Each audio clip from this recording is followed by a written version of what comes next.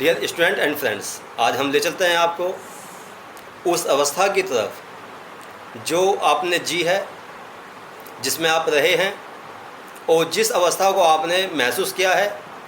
और कभी कभी जब आप बैठते हैं परिवार के साथ में तो अपने उन बचपन की घटनाओं को याद करते हैं, जिन घटनाओं को आपने किया, और उन छोटी घटनाओं और अपरिपक्व घटनाओं पर आपको हंसी भी आती है और दूसरे लोग आपका मजाक भी उड़ाते हैं। तो देखते हैं कि उस बाल्य अवस्था की क्या क्या विशेषताएं होती हैं, क्या विशेषताएं जिनको आप याद भी करते हैं और आपके जीवन के साथ में वो घटित भी होती रही हैं। तो चलते हैं विद्यार्थियों उस घटनाओं की तरफ को, उन क्रियाओं की तरफ को, उन मारपीट की अवस्थाओं की तरफ को, उस उत्पाती अवस्था की तरफ को जिससे आप निकल कर के आए हैं, और उस अवस्था को नाम दिया गया है बाल्यावस्था। विद्यार्थियों, मैंने पिछले लेक्चर में आपको अलग अलग मनोवैज्ञानिकों के द्वारा बताई गई अवस्थाओं और उसकी अवधियों के बारे में स्पष्ट किया। मुख्य रूप से बाल्यावस्था 2 वर्ष से लेकर के 6 वर्ष तक और 6 वर्ष से लेकर के 12 वर्ष तक मानी गई है। 2 वर्ष से लेकर के 6 वर्ष की अवधि को प्रारंभिक बाल्यावस्था कहा जाता है और 6 वर्ष से लेकर के 12 वर्ष की अवधि को उत्तर बाल्यावस्था कहा जाता है। इसके अलावा डॉक्टर मालती सारस्वत ने अपनी पुस्तक में 9 वर्ष से 12 वर्ष की अवधि को संचय काल का नाम दिया है, कंजर्वेशन पीरियड ऑफ लाइफ। उन्होंने 10 और 12 वर्ष की अवधि को कंसोलिडेशन पीरियड का नाम दिया है, जिसको हिंदी में कहते हैं परिपाक अवस्था।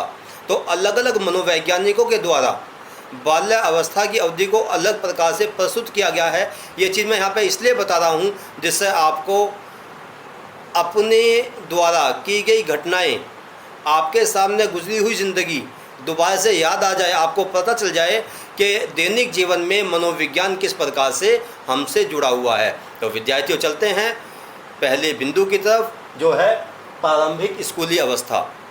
विद्यार्थियों, इस अवस्था में जब बालक 6 वर्ष की अवधि में होता है, और ख़ास तौर से अमेरिका ही नहीं बल्कि बहुत सारे देश जहाँ पर स्कूली अवस्था 6 वर्ष से ही प्रारंभ होती है, हालांकि उससे पहले जब वह पूर्व बाल्यावस्था में होता है, 3 वर्ष की अवधि में होता है, तो उसको स्कूल में भेजना शुरू कर दिया जाता है। बालक को नर्सरी स्कूल में पढ़ने के लिए भेजा जाता है। वहाँ पर हम देखते हैं कि कई तरह की समस्याएं माता पिता के सामने और उनके अभिभावकों के सामने और साथ साथ अध्यापकों के सामने आती हैं। यहाँ पर जब बालक प्रथम कक्षा में प्रवेश लेता है, उसी को यहाँ पर नाम दिया गया है एलिमेंट्री स्कूल एज, यानी कि मनोवैज्ञानिकों ने इस अवधि को एलिमेंट्री स्कूल एज का नाम दिया है, प्रारंभिक स्कूली अवस्था या प्रारंभिक स्कूली आयु। इस अवस्था में बालकों को स्कूल में जाना होता है।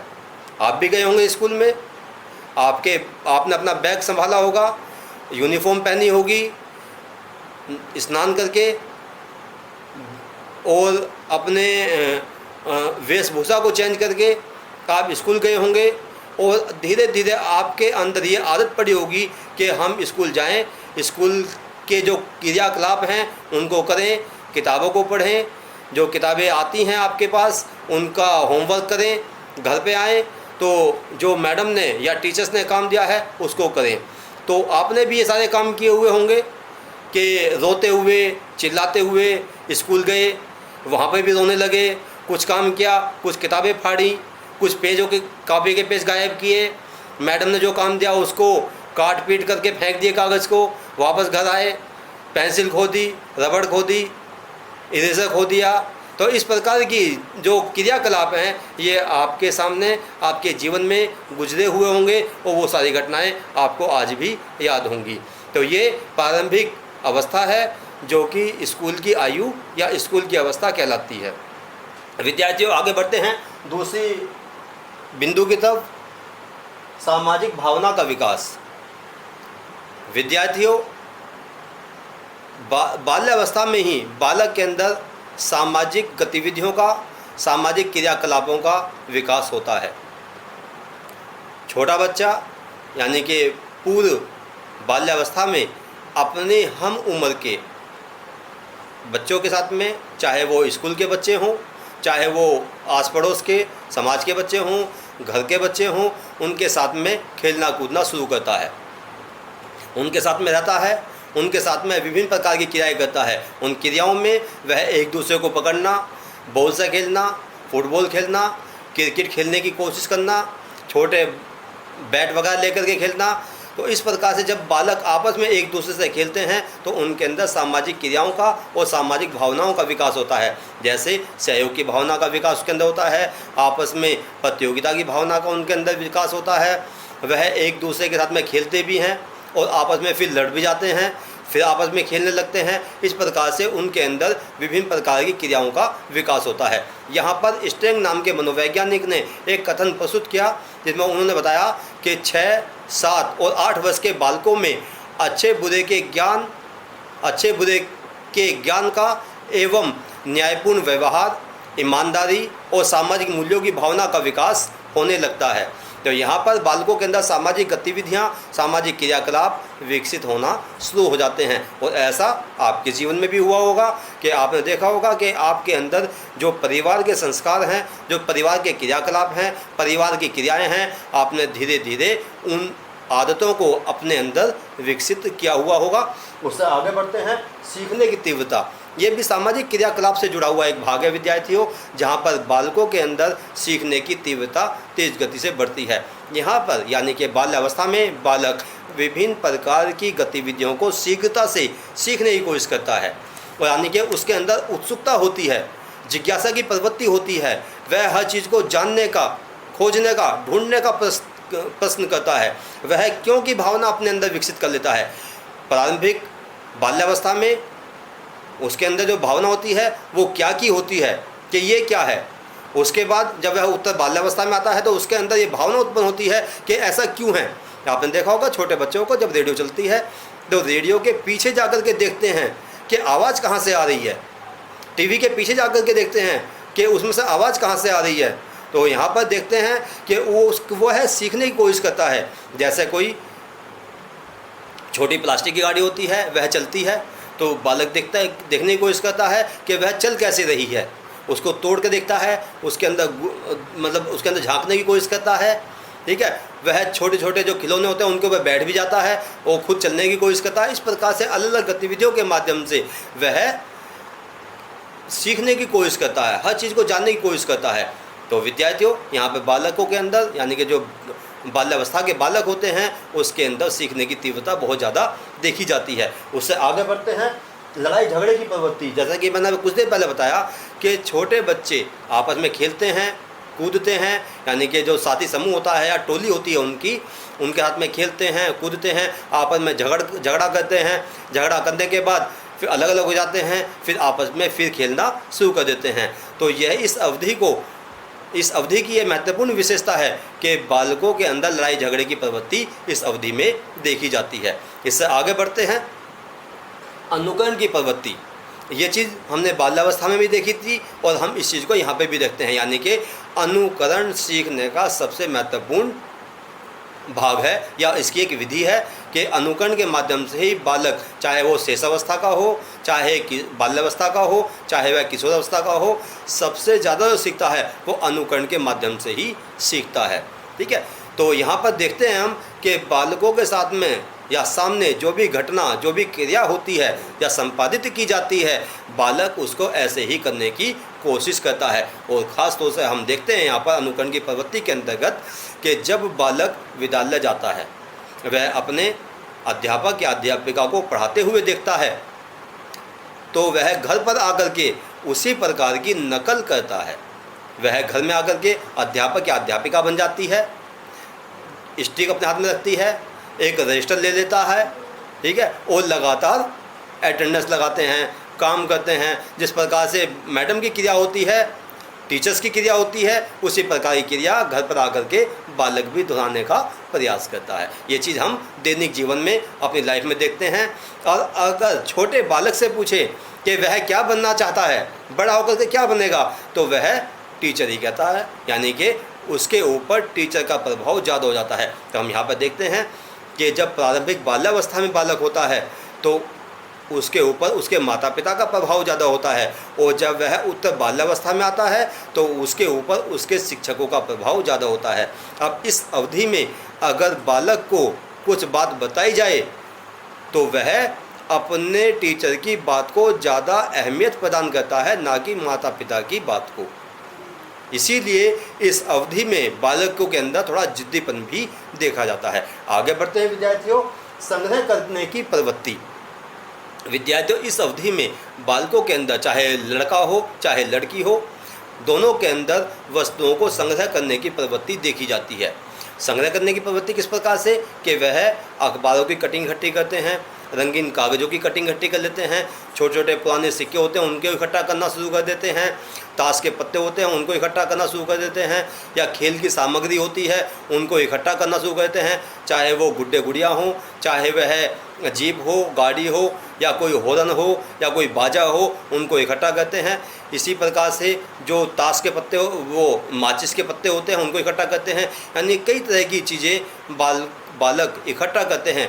इसी कारण से इस अवधि को संग्रह की प्रवृत्ति की अवधि भी कहा जाता है। इसी प्रकार से लड़कियां भी विभिन्न प्रकार के छोटे छोटे कपड़ों के टुकड़े को इकट्ठा करती हैं और कुछ वस्तुएं इकट्ठा करती हैं जो कि बहुत ज़्यादा महत्वपूर्ण नहीं होते, लेकिन फिर भी वह नए नए छोटे छोटे कपड़ों की कटिंग करके वह नई नई पोशाक बनाने की कोशिश करती हैं। आगे बढ़ते हैं विद्यार्थियों, उत्पाती अवस्था। इस अवस्था को उत्पाती अवस्था कहा गया है। उत्पाती अवस्था इसलिए कहा गया है कि इस अवधि में बालक विभिन्न प्रकार की ऐसी घटनाएं, क्रियाकलाप करता है जो उसके अंदर जिद को उत्पन्न करती हैं। तो जिद को किस प्रकार से उत्पन्न करती हैं, उसमें देखा है हमने कि बालक जो है जिद करता है, उत्पाती अवस्था है तो जिद करता है, अपनी बात को मनवाने का प्रयास करता है, अपने माता पिता की बात को नहीं मानता। तो इस तरह से वह अपनी बात को बहुत ज़्यादा बलपूर्वक कहने की कोशिश करता है। तो यहाँ पर मनोवैज्ञानिकों ने कहा कि बाल्यावस्था वह अवधि होती है जिसमें बालक जिद्दीपन, अड़ने वाला व्यवहार प्रकट करता है, आज्ञा ना मानने वाला व्यवहार प्रकट करता है, और साथ साथ वह प्रतिरोध भी करता है और इस प्रकार की क्रियाएं प्रकट करता है, और विभिन्न प्रकार से उत्पाद भी बजाता है, उछल कूद करता है, जैसे बेड पर उछल कूद करना, चारपाई पर उछल कूद करना, एक वस्तु को उठा करके इधर से उधर फेंकना, बातों को कहते हैं तो बातों को ना मानना, और अधिक चीखता और चिल्लाता है। तो यहाँ पर हम देखते हैं कि इस अवधि में बालक विभिन्न प्रकार से उत्पाद मचाता है, और जब वह समूह के साथ में खेलता है तो और भी ज़्यादा उत्पाती अवस्था उसके अंदर देखी जाती है। तो विद्यार्थियों, ये भी एक महत्वपूर्ण विशेषता है बालक की कि इस अवधि में बालक विभिन्न प्रकार से उत्पात मचाता है। यहाँ पर हम एक चीज़ और जोड़ना चाहेंगे कि बालकों के अंदर क्योंकि खेल की प्रवृत्ति ज़्यादा होती है तो विभिन्न प्रकार के खेल वह खेलता है, और बाल्यावस्था तो खेल की अवधि है ही। जिस प्रकार शिशुअवस्था थी, शिशुअवस्था से बड़े खेल बालक यहाँ पर खेलने का प्रयास करता है। तो यहाँ पर मनोवैज्ञानिकों के द्वारा कुछ कथन प्रस्तुत किए गए हैं, वो कथन आपके सामने दे रहा हूँ, जिसमें उन्होंने कहा, कार्ल ग्रुस नाम के मनोवैज्ञानिक ने कहा कि खेलों के द्वारा बालक अपने भावी जीवन की तैयारी करता है। यानी कि खेल ऐसे इस प्रकार के खेल जो होते हैं बालक के लिए या बालक के जीवन के लिए, जो बालक के भावी जीवन की या भविष्य की तैयारी करते हैं। यानी कि बालकों की रुचियाँ जो हैं यहाँ पर विकसित होने लगती हैं, वह विभिन्न प्रकार के खेलों को खेलना शुरू कर देता है, चाहे क्रिकेट हो, हॉकी हो, बैट हो, या ये कह लीजिए कि इंडोर गेम हो या आउटडोर गेम हो। इस प्रकार के खेलों को वह बार बार खेलने की कोशिश करता है, और धीरे धीरे वो रुचि उसके व्यवसाय में परिवर्तित भी हो जाती है। इसके अलावा स्टैनले हॉल ने कहा कि बालकों के खेल उन कार्यों की पुनरावृत्ति हैं जो सृष्टि के प्रारंभ से उसके पूर्वज करते हुए आते हैं। यानी कि जो बालकों के खेल हैं वो वह अपने पूर्वजों की ही पुनरावृत्ति करता है। यानी कि उनके जो बड़े हैं, जो उनके मम्मी हैं, पापा हैं, दादा है, दादी हैं, उन्होंने भी इसी प्रकार के खेल खेले होंगे, और आपने भी उसी प्रकार के खेल अपने जीवन में खेले होंगे। तो ज़रा देखिए अपने जीवन में झांकिए कि आप उस अवस्था में जब बाल्यावस्था में थे तो किस प्रकार के खेल आप खेला करते थे। इसी प्रकार से हर्बर्ट स्पेंसर ने एक कथन प्रस्तुत किया, जिसमें उन्होंने कहा कि बालक खेल के द्वारा अपनी अतिरिक्त शक्ति का व्यय करता है। यानी कि अब जो उसके अंदर अतिरिक्त शक्ति होती है उसको वह ज़्यादा मूव करने की, उसको ज़्यादा आगे बढ़ाने की कोशिश करता है। तो इस प्रकार से हम देखते हैं कि शैशवावस्था में बालक विभिन्न प्रकार के खेलों के बाल्यावस्था में बालक विभिन्न प्रकार के खेलों के माध्यम से अपने आप को या अपने भविष्य को बनाने का प्रयास करता है। अगले विशेषता की तरफ को बढ़ते हैं, उत्सुकता की अधिकता। विद्यार्थियों, जैसा कि मैंने कुछ देर पहले बताया कि इस अवस्था में बालक के अंदर ज़्यादा उत्सुकता देखी जाती है, हर चीज़ को खोजने का, ढूंढने का वह प्रयास करता है। तो यहाँ पर ये एक विशेषता यहाँ पर उत्सुकता की अधिकता भी देखी जाती है। इसके अलावा बहिर्मुखी व्यक्तित्व, यहाँ पर बाल्यावस्था में आकर के हम देखते हैं कि बालक का जो व्यक्तित्व है वह बहुमुखी होता है। जो प्रारंभिक बाल्यावस्था होती है उस अवस्था में बालक का स्वभाव जो होता है कुछ अंतर्मुखी होता है। वह एकांकीपन लिए हुए होता है, वह अकेला रहना पसंद करता है, लेकिन जब वह स्कूल जाता है तो वहाँ पर उसको संगी साथी मिलते हैं, मित्र मिलते हैं, या समाज के जो बच्चे होते हैं उनके साथ में रह करके उसका व्यवहार धीरे धीरे धीरे धीरे बहिर्मुखी होने लगता है और वह सामाजिक क्रियाकलाप में भी भाग लेने लगता है। इससे आगे बढ़ते हैं, जीवन की वास्तविकता में रुचि। विद्यार्थियों, इस अवस्था में बालकों की रुचि बाल्यावस्था की वास्तविकताएं जो होती हैं उनमें ज़्यादा होने लगती है, यानी कि वह जीवन की वास्तविकताओं को धीरे धीरे धीरे समझने लगते हैं। इस संबंध में J.S. रॉस का एक कथन आपके सामने प्रस्तुत करूंगा, जिसमें उन्होंने बताया कि बालक की रुचि प्रमुखतः व्यवहारिक होती है। वह हर वस्तु को जानने के लिए प्रबल जिज्ञासा रखता है, यानी कि बहुत ज़्यादा जिज्ञासा है जो बड़ों के लिए आश्चर्य होती है। यानी कि इस प्रकार की जिज्ञासाएं उसके मन में उठती हैं कि वस्तु क्या है, वस्तु कैसी होती है, वह कैसे कार्य करती है, वह ऐसा क्यों करती है। यानी कि जैसे चिड़िया कैसे उड़ती हैं, वो पंख से कैसे उड़ जाती हैं, एरोप्लेन हवा में कैसे उड़ जाता है, तो चिड़िया कैसे घोंसले में रहती हैं। तो इस प्रकार की विभिन्न प्रकार की जो जिज्ञासाएं होती हैं वो बालकों के मन में उठती हैं। इससे आगे बढ़ते हैं, कार्यों को स्वयं करने की जिद। बालकों में कुछ कार्यों को खुद करने की जिद होती है। जैसे मैंने आपको बताया कि उत्पाती अवस्था होती है, बालक अपनी बात पे अड़ जाते हैं, यानी कि अड़ने वाला व्यवहार होता है, जिद्दीपन वाला व्यवहार होता है। तो इस अवस्था में बालक जो हैं वह स्वयं कार्य करने की जिद करते हैं, अपने आप कार्य करने की कोशिश करते हैं और खुद करने के लिए उनको दूसरों पर निर्भर रहना नहीं होता।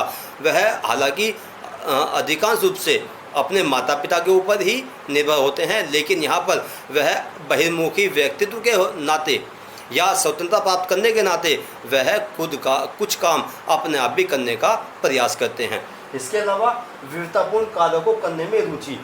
इस अवस्था में बालक जो हैं विविधतापूर्ण यानी कि अलग ढंग के कार्य करने में ज़्यादा रुचि लेते हैं।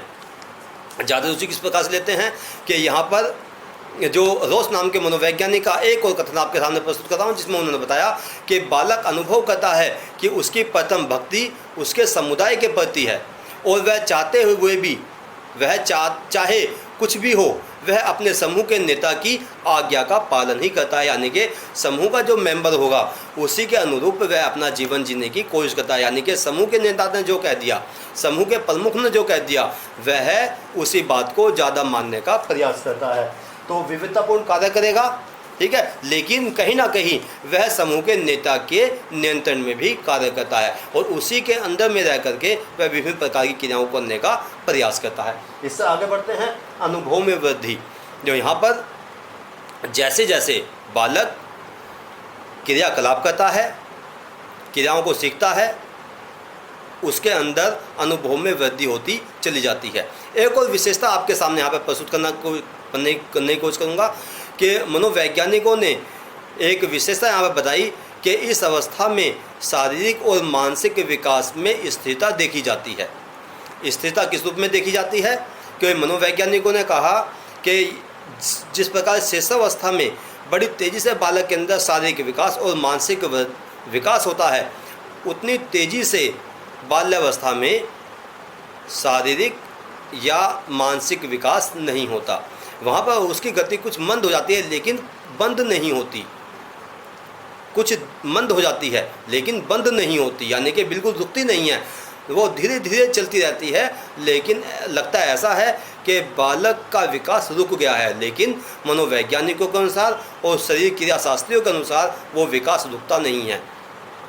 तो यहाँ पर यहाँ पर देखते हैं हम कि बालकों की जो अंदर है वह वृद्धि धीरे धीरे बढ़ती चली जाती है। जैसे जैसे वह किताबों को पढ़ता है, शिक्षकों की बातों को सुनता है, घर पर आकर के टीवी वगैरह देखता है, बच्चों के साथ में खेलता है, तो वैसे वैसे ही उसके अंदर विभिन्न प्रकार की क्रियाएं भी जन्म लेती हैं, विभिन्न घटनाएं भी जन्म लेती हैं, नए सोच विचार उसके अंदर उत्पन्न होते हैं, मानसिक क्रियाएं उसकी विकसित होती हैं, वह सोचता है, समझता है, कुछ बिंदुओं पर खुद निर्णय लेने का प्रयास करता है। इस प्रकार से वह धीरे धीरे अपने आप को आगे बढ़ाने का प्रयास करता है और इसी कारण से उसके अनुभव में वृद्धि होती चली जाती है। तो विद्यार्थियों, आपने देखा कि किस प्रकार से जो आपका जीवन रहा है, जो बाल्यावस्था का जीवन रहा है आपका, वहाँ पर भी रहते हुए आपने कुछ अनुभव में वृद्धि की होगी। वो अनुभव भले ही आपके अदूरदर्शी हों या संगतपूर्ण ना हों, लेकिन फिर भी आपको ये लगता है कि हमने इस प्रकार की क्रियाएँ बचपन में की और उन बचपन की क्रियाओं पर आपको हंसी भी आती है, दूसरे लोग आपका मजाक भी उड़ाते हैं और आपको वो हरकतें काफ़ी बचकानी भी लगती हैं। लेकिन विकास की परिधि इसी प्रकार से, विकास की जो गति है इसी प्रकार से आगे बढ़ती है कि जो अनुभव हैं वो धीरे धीरे आगे बढ़ते हुए ठोस रूप ले लेते हैं। और अंतिम जो विशेषता है वो आपके सामने प्रस्तुत कर रहा हूँ, संवेगों पर नियंत्रण। तो विद्यार्थियों, यहाँ पर देखते हैं हम लोग कि बालक जो है अपने संवेगों पर नियंत्रण करना धीरे धीरे सीख लेता है, यानी कि आत्मसंयम करना, आत्मनियंत्रण करना, सामने वाले की बातों का किस प्रकार से उत्तर देना है उसको समझना, उसको जानना, अपने जो संवेग हैं, चाहे वो ईर्ष्या का संवेग हो, चाहे भय का संवेग हो, चाहे प्रेम का संवेग हो, क्रोध का संवेग हो, उन संवेगों पर बालक